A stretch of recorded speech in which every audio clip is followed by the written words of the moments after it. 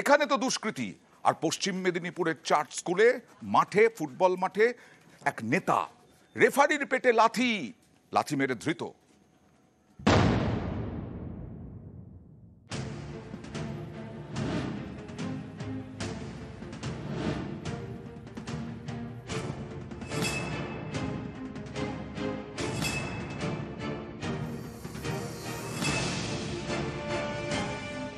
ভুল হয়ে গেছে, ভুল হয়ে গেছে।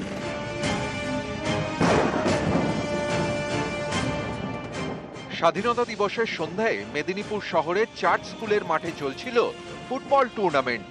একটি গোল ঘিরে বিতর্ক বাধে। গোলটি বাতিল করতে চাননি রেফারি লক্ষণ মান্ডি।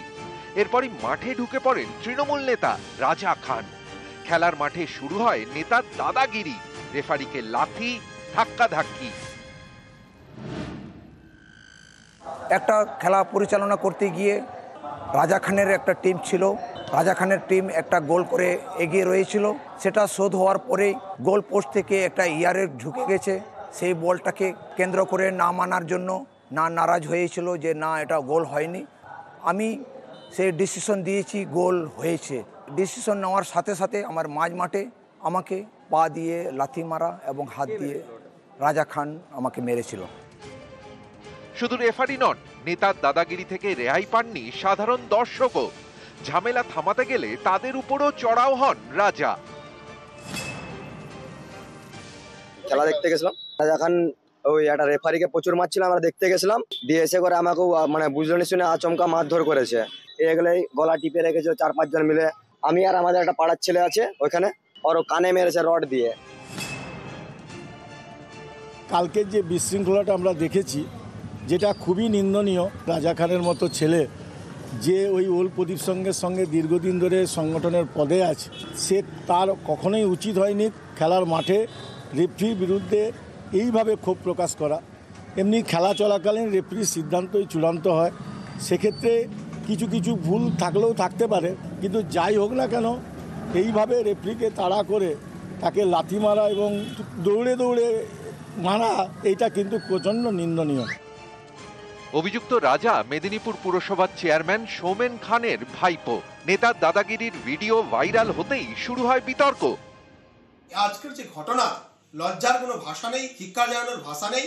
তৃণমূল কংগ্রেসের ঘনিষ্ঠ হলে লাথি মারা যায়, বিধায়ক সুজয় হাজরা দীনেন রায়ের ঘনিষ্ঠ হলে লাথি মারা যায় রেফারিকে খেলার মাঠে, সৌমেন খানের ভাইপো হলে লাথি মারা যায় মাঠের মাঝখানে।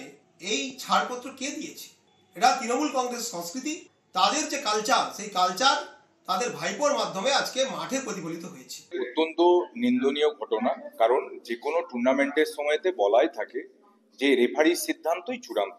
ফলে মাঠে ঢুকে রেফারির গায়ে হাত দেওয়াটা ভীষণভাবে অন্যায়, অপরাধের শামিল।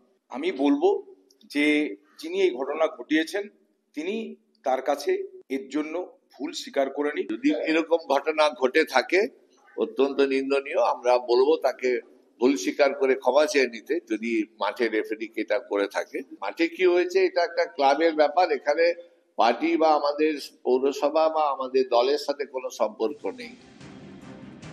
রেফারিকে লাথি মারার ঘটনায় পুলিশ গ্রেফতার করেছে রাজা খানকে। শ্রীঘরে যাওয়ার পথে তার দাবি ভুল হয়ে গিয়েছে। বলবে খেলা হয়ে গেছে, কি বলবেন এই ধরনের ঘটনা? আপনি কি এর জন্য অনুতপ্ত? ভুল হয়ে গেছে, ভুল হয়ে গেছে। নিউজ 18 বাংলা।